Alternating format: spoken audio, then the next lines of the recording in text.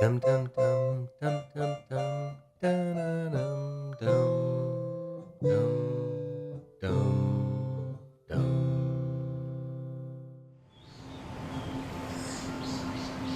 Hey guys, what are you looking at? Oh, just waiting for the shipment. What's that sound? What? I'm just eating some food I found lying over there. A hungry crocodile like me needs to eat. Like a lot. I sure wish that shipment would come. It won't take long anymore, I think.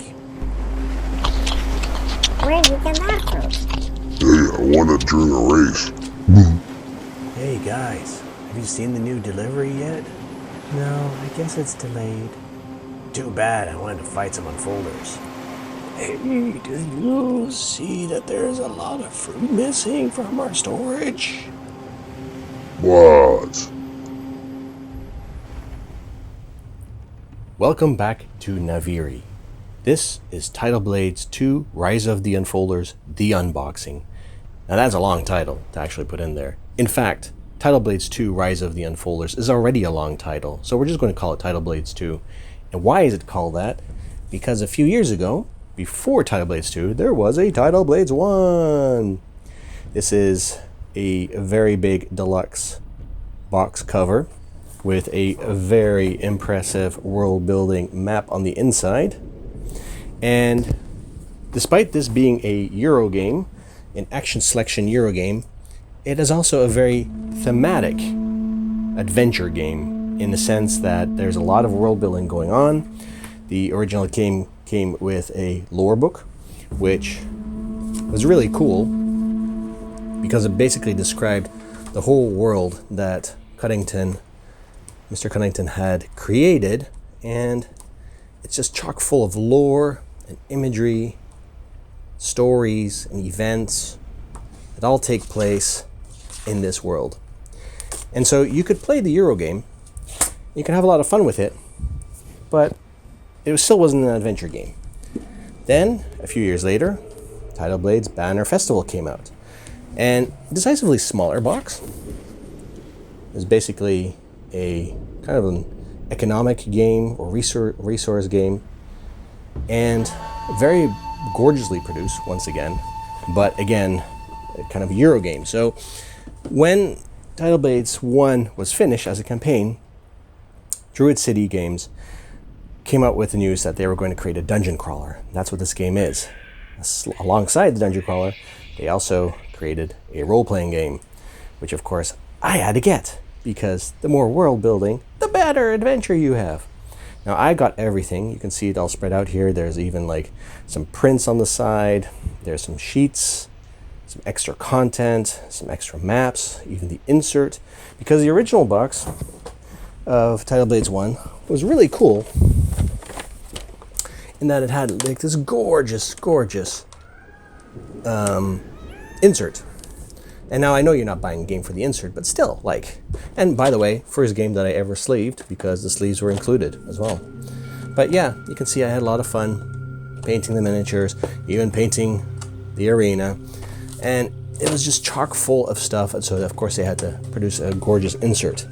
Second time around, they had the wise decision to provide an insert from Folded Space in case you really wanted it, and if you didn't want it, then, well, the box was going to have a lesser insert. So anyway, enough jibber jabber.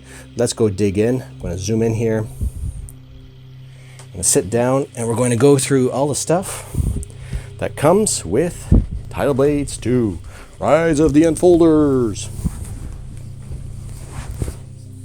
All right, sitting on the floor because there's just so much to unpack.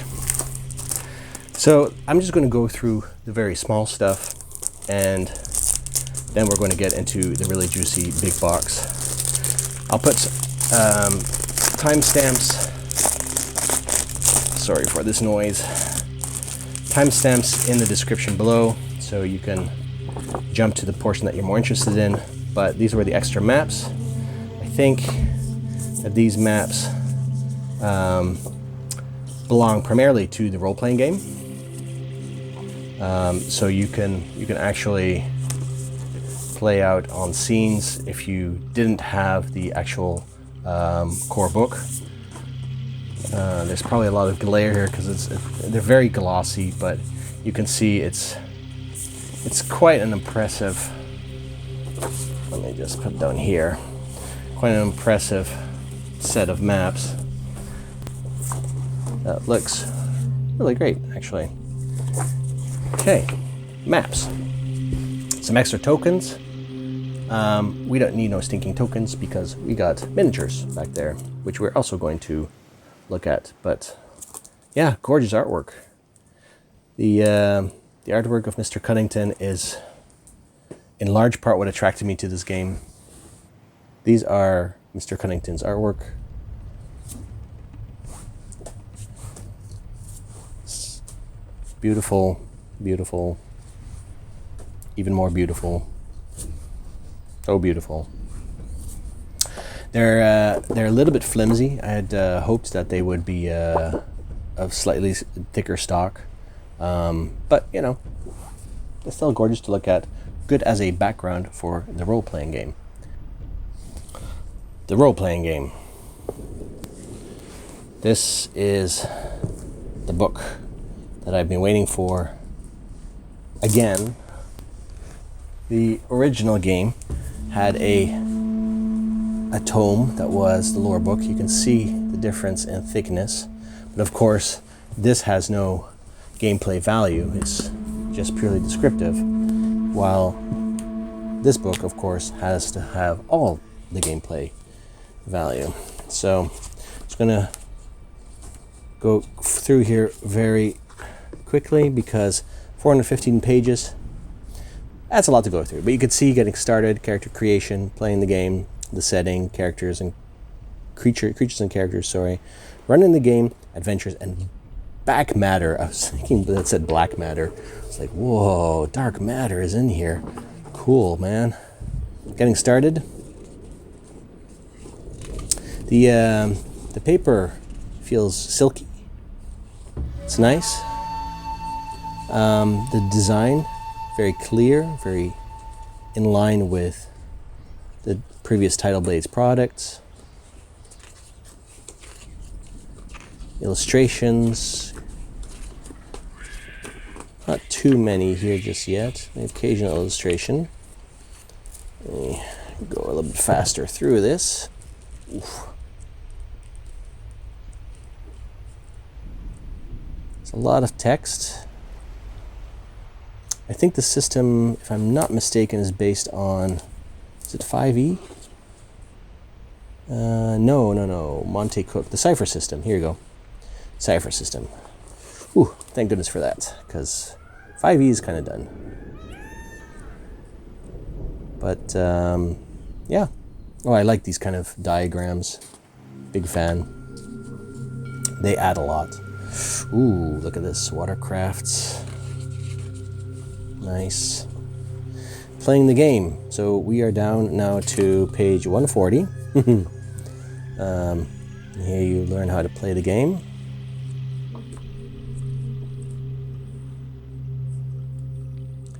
Very nice. Yeah, I like to combine role-playing elements in my game when I'm playing it, my board games. I mean, board game and role-playing games, they mix really well together. If you like immersive experiences, if you like to use the background character creation and the lore of the world, and just to sort of like get into the feeling of being in that world. And so when you play the board game, which by its very nature is more mechanical and more, what would be the term? More structured and tactical. That's what I'm looking for, strategic and tactical. Then you can still have a feeling of like, okay, now I'm fighting a Gurakuda. What is that? There's not much of a description, maybe just a one-liner. No, here I can just read all the stats, all the combat skills that the Gurakuda has, and it livens up the combat that you then have with it. Or if that's an option, not to do any combat at all and befriend it, or take it as a pet. Like these monkeys. They are Jinn. I would love to have a Jinn as a companion. I shouldn't say pets. They're not pets. They're companions. Come on. Okay, so sort of the creature manual. There's some NPCs in there. More about running the game, I guess, from a game master perspective. Yeah, there's a lot to read here, and not all of it is as relevant, but you kind of pick and choose. And sometimes I just sit with this book in a comfortable chair, and I just read, and I flip through it, and I gaze at all the beautiful artwork, and, you know, ooh. Look at this. So there is actually a huge map. I did not know this. Oh, it actually comes loose. Yeah, does it? Yes, it comes loose. Whew. For a second there, I thought I was destroying it. Do not destroy the map. All right, so, ooh, yes, this is a big map. I'm not even sure if it fits completely even on the screen. The city of Naviri. So you would have the landscape of Naviri. And then the city of Naviri would be somewhere in there. Somewhere. That's up to you to explore. Because exploration is our game. Alright. Enough about this. Oh, wait a minute. No, not enough. There's more. Wait. There's more. A chart with all the monsters on there. Awesome. Love it. Size difference. Not that, you know, size matters. The smallest person can be the biggest hero. Isn't that like a Lord of the Rings thing? Anyway, that is the role-playing game book. Very nice. With that role-playing game book come some character portfolios. I also added these to it. These are just to create your own heroes. Obviously, you have character sheets. And then you have ciphers, equipments, artifacts, background, the other player characters, connections to other PCs, appearance, important NPCs, and just a whole bunch of notes. Nice. Important maps and sketches. We love to doodle. Love to see that. Accomplishments. Okay, I got 5 of those. Nice. Now I just need some friends. Okay. We got some cards. I can open up these cards very quickly, or maybe not so quickly. Yeah, quick enough. These are not exactly sure what these are. I would have to play the game for that. There are experience points on the back. Again, this is the luscious artwork that I just love. It's very evocative, very nice. Yeah, very cool. Let's see if it's what it says on the package. Nope, just a barcode. Okay, another deck of cards. Now, it is a little bit hard to figure out what cards or other components came with the board game and which ones came with the role-playing game, but we'll figure that out later. Like I said, I usually make hybrids. This looks like it to be for the board game because I remember seeing stats like this. So, yeah, this kind of just looks like an extra few characters with some abilities, it looks like. Okay, the card thickness, by the way, it's nice. It's well produced. It's not linen finished. Okay, then we have these cards. Okay. These definitely look like the cards for in the board game because you have a grid and you lay out these cards to do the actions. So I assume that this is an extra character. Yeah, there you go. Exclusive scenario book. There may be spoilers in here. I don't know. I don't know anybody who has a long enough memory to watch a video like this see something that is spoiler and then go into a game and weeks down the road, or in my case months, still remember something and be like, oh gosh darn it, I wish I had not seen that. I have yet to encounter someone like that, so I just show off everything. But yeah, this just looks like a few more scenarios to add to your game. I'm not going to go through this just like in detail because it doesn't really show like a huge amount of variety, just more of the same basically. 5 bonus adventures, so you know, but still very nice. Not upset about that. Folded Space, the official inserts for Tidal Blades 2 Rise of the Unfolders. Well, you can see a little bit on here already what it's going to look like. There's some pastel-y kind of colors with some imprints on it. I can open it up. I'm not sure how valuable of a information this is because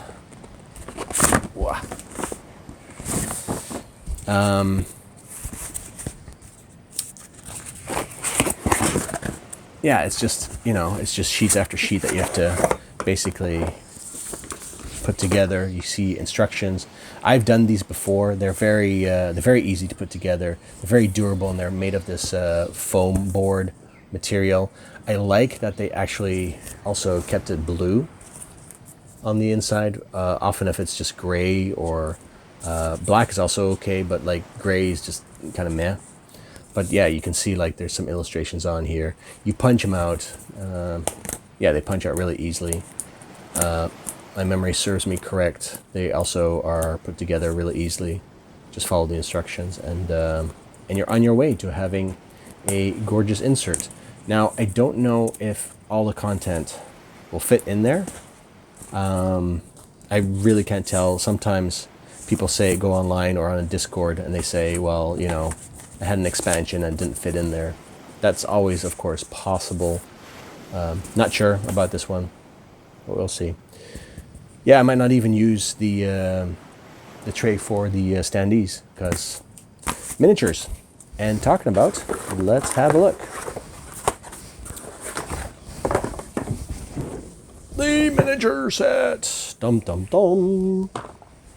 These things do not belong to the game. This is me propping up my my components.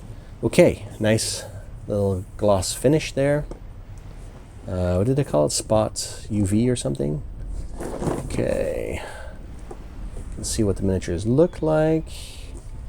They come unpainted, but I am a big painter, so that is fun to do. I feel also like that painting miniatures is part of getting to know the game itself and the world, because you can find like details all over the place in these miniatures, and it is awesome to sort of go on that little discovery of what a character is and why they have the weapons or the gear that they have or other things. Okay, so just a layout of the miniatures in the box. Maybe not. Maybe it's underneath. Yeah, okay. So this one is for underneath the one. Okay. Getting a little confusing here. Why is there not a sheet for that one? Okay. No matter. Oh, unless is it maybe stuck to the bottom? No. Okay. No problem. We're going to be painting these anyway. NPCs, heroes, bosses, exclusives, shells and fruit, plastic bases, mutant bases. Huh. Oh, okay, now I see it. It's the other side. Duh. Salamander thugs, tentacles. Yep. There's a whole bunch of things. Hag worms, that's not nice. You can't call those worms hags. That's just plain rude. But let's have a look. I'm not sure if these will show up right. They're a little bit jumbled back and forth. I have a tendency of taking miniatures out of trays anyway and dumping them into the core box. I'm not sure if the core box will have enough space for it, but Not even sure if this shows up because I'm not looking at the screen right now, so who knows? Agworm. Or just worm. Let's see, another one here. Some kind of, what is it? Phantom. A phantom krill. Phantom krill. Love krill. Okay. A lot of characters, and then there's another box in here. There's nothing underneath except a package of silicone to keep it all dry. Let's see here. This would be a a boss and exclusive. But what boss is this? It's a crab. So don't get all crabby with me if you can't figure out the details here. If it's not sharp enough, we're just doing this on the go. Let's do one more. Sort of a, I don't know, a 6-footed lion scorpion? Well, who knows? Okay, so we got some shells. Now every single game of Tidal Blades has like squishy fruit and sort of hard shell components. Yeah, they feel nice. They feel very silky. Very nice. Squishy fruit. Squishy fruit. We love squishy fruit. More games should have squishy fruit in them. Squishy fruit are just bananas. And I like to paint the details on these. Some people say don't paint squishy fruits because there's like a chemical reaction that then occurs. I have yet to see this, at least with my Tidal Blades 1 squishy fruit. So yeah, I might like color the leaves yellow or something. Just give it like a little touch, you know. And then some bases. There's some funky space bases here. Space bases. What's going on? Space? Like, are we going to space? I don't know. Okay, that was the miniatures expansion. We're going to quickly put this back and get to the core box. Excuse my box fart. Let's have a look. Designed by Tim and Ben Eisner. Art and world building by Mr. Cuddington. Mr. Cuddington, you are my hero, man. Well done. 1 to 4 players, 14 years or older, 60 to 90 minutes. You can store it like this on your shelf, or you can store it still like this, and store it like this. Okay. Nice artwork. Nothing on the inside. Okay. Amplify your adventures with professional audio narration. I wonder if I got that. It's Foreteller. I think I did. But check it out. Foreteller does really good work. They're not sponsoring this video, by the way, but from my perspective, anything that immerses you into an adventure is bonus. So Foreteller does really a kick butt job. More silica. Silica. Okay, we have some kind of player aid here. Status effects and abilities. Enemy turn overview. We have another. This is going to. Oh boy. It's either the noise of opening this or the glare. Sorry about that. And actually, the feel is really nice. Don't keep them in plastic. I'm very against sleeving anyway. I like the feel of just, you know, cards in my hand. The story. Okay, so yes. If you do not care for Tidal Blades 1, or you just, you know, you can't afford to get the deluxe game or any of that, you can also just read the story up until this point before you start playing Tidal Blades 2. It is a sequel. Here are the heroes you get to introduce to, and yeah. Nice. Another player aid. Again, apologies for the noise.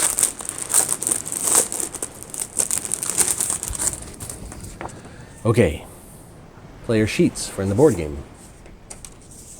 Narrative notes, player name, XP, fruit. There's an image of Axel. Path advancement, you grow as a character. Traits, levels, and skills. And of course you have multiple sheets of each. And then you have of different characters, Dust, Fan Favorite, Eco, Cayman, Sagashi, and Crowback. Crowback. I want to crow back some hair, because I'm a bald turtle. Or crowback.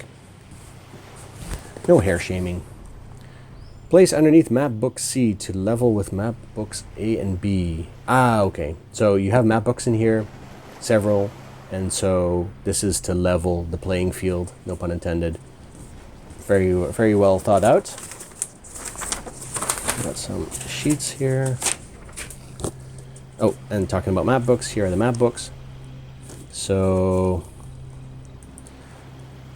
yeah, you can see that these are laid out in such a way that you add them to, that's a scenario book, to the maps of another field. So this is a map book B. I probably won't be able to find where this map matches up to, but you put them like next to it, or on this side maybe, and it makes the map a bigger map. Yeah, so say something like this, for instance. This is no doubt not the right map, but, and then when you uncover the fogs, or the fogs clear up, then you turn the page, and then all of a sudden you have a new place to explore. So really cool. Different terrains. There's some other things. So I assume that these are extra gameplay rules that you need to incorporate in a specific scenario. So you put extra cards on there, not necessarily an extra location map. But yeah, cool. I like that there's 3 map books in here. There's more maps in here. And the reason why this is blank is because you would just fold it like that. You wouldn't have the whole book showing what you're doing, and I'm holding it upside down, so it's like this basically. Yeah, it looks really cool. I can't wait to explore this. Very, very neat. I'm a big fan of variable locations in games, and so to have a game like a dungeon crawler like this, where you have a different locale, each scenario is just, it's the bee's knees. Okay, so obviously these maps don't say anything to me yet because I don't know the context, but you get the point. Map book A, map book B, and map book C, something like that. Very cool, the illustrations on the front as well. I like that very much. But yeah, like I was saying, locations matter a lot to me in games. If you're always playing on the same arena, like many boss battlers do, it gets a little boring after a while. I like that the location is its own character. The rulebook. I'm getting to the scenario book in a minute, but the rulebook. I'm getting to a point where I want to just toss rulebooks out. I like to just hobby my game into an experience that I enjoy and not look too closely to the rules, but I know a lot of people out there are interested in how the rules are laid out, if it is clear, intuitive, if you can get right into it. Table of contents, very nice. Let me check immediately if there's a... Yes, there's a glossary in the back, also very nice. Sadly not with page numbers, so you can actually get to the page where it's described in more detail. Okay, but still, there's a game component overview. Important, so the setup, player setup, and then let's get playing. These are all the rules. Oh, so yeah, this is the grid on which you'll do actions. Very nice. Enemy turns.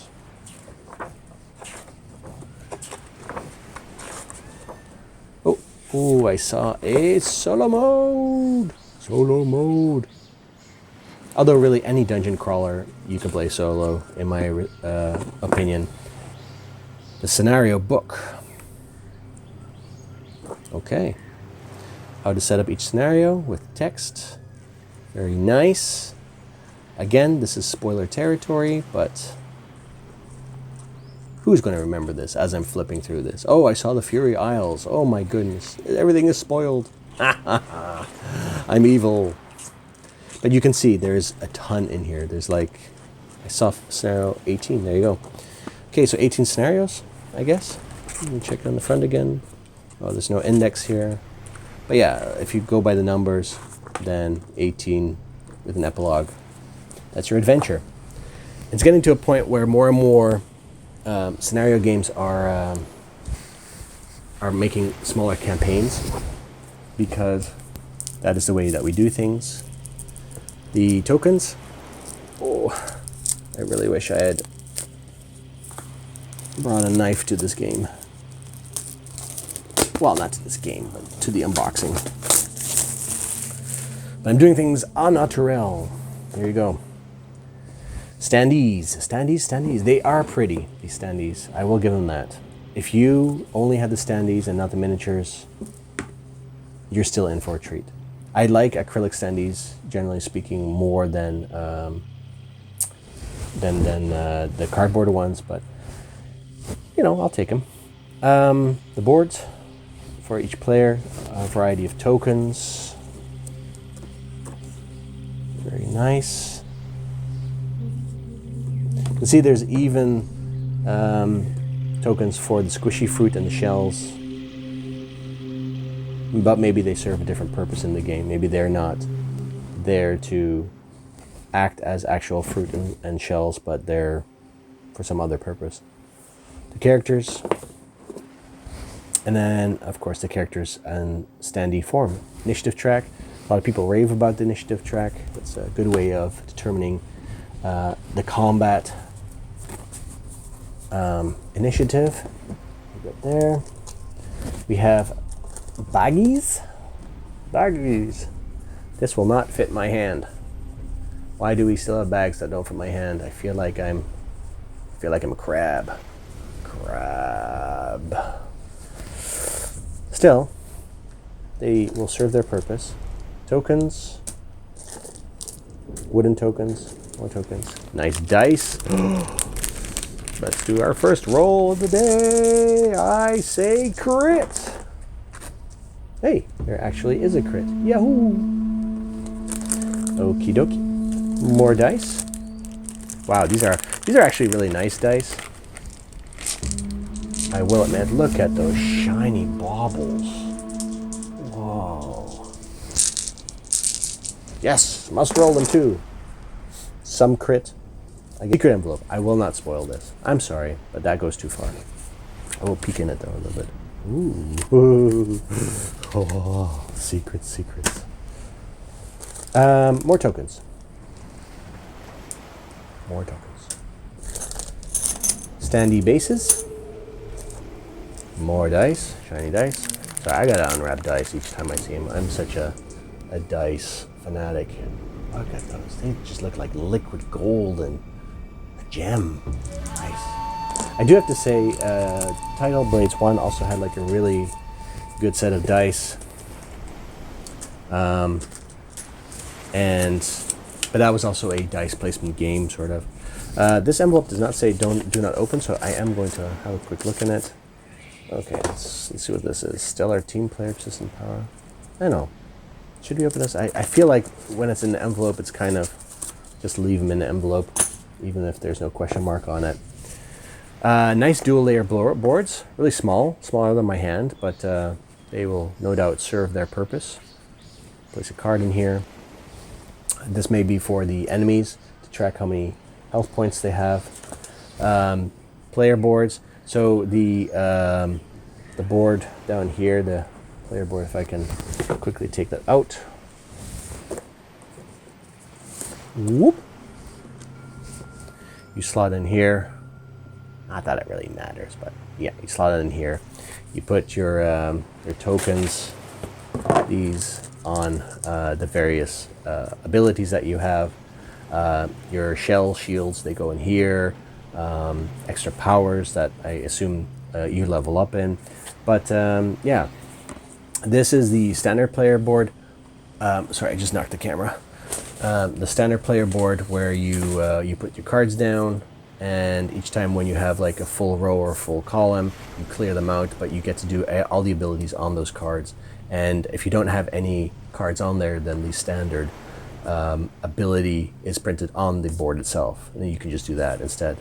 This is a simplified version if you don't want to play with other people, the solo mode, then you can just do one row, but where's the fun in that? I mean, I may not be very big on crunchy mechanics, but this is fun. Okay, so you can play with 4 people. Very nice. There's always nice details. It's nicely worked. There's a nice finish on it. It's dual layered. You can put extra cards on the side here. So yeah, it's really well done. Okay, so this is the insert. You can see stack cards that I'll get to, but yeah, the insert is what it is, I guess. I don't know if can I pull it out. Oh, yeah, there's nothing in the bottom there, but yeah, and this would actually do fine for me. I didn't necessarily need the fancy insert, but when you compare this to the Tidal Blades 1 game, then yeah. Draw your own conclusion.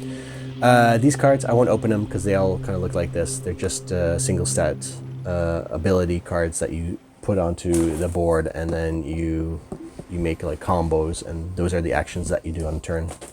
So more and more still. there's quite a few cards in this game. So yeah, nice. I'm usually not big on unwrapping cards, because especially when they just look like this, there's not much to them here. I can actually show it to you. This is an unboxing after all, but yeah, they kind of all just look the same. Different colors maybe. Oh, wait a minute. Egg on my face, as they say. Look, there's actually some nice artwork on some of these cards, and these are probably the enemies, I assume. So yeah, good as a reference for painting up the miniatures. Whoa. Okay, don't want to meet her on a beach, all drunk on Mai Tais or something. Sheesh, she would beat the snot out of me. Well, now I'm tempted to look at some of these other cards. I won't look at the square cards again, because I feel like those are all the same anyway. But here you go.